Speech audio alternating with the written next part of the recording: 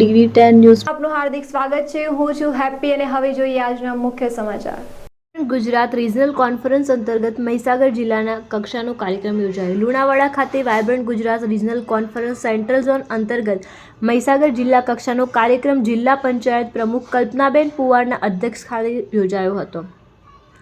કાર્યક્રમ જિલ્લા પંચાયત પ્રમુખ કલ્પનાબેન પુવારે જણાવ્યું હતું કે મહીસાગર જિલ્લો કૃષિ, ખનિજ સંપત્તિ અને MSME ક્ષેત્રે સમૃદ્ધ જિલ્લો છે। જિલ્લામાં 29થી વધુ ઉદ્યોગ સાહસિકો દ્વારા અંદાજે ₹39 કરોડના રોકાણ માટે MOU કરવામાં આવ્યું છે, જેના પરિણામે 221થી વધુ રોજગારીની તકોનું સર્જન થવાની શક્યતા છે।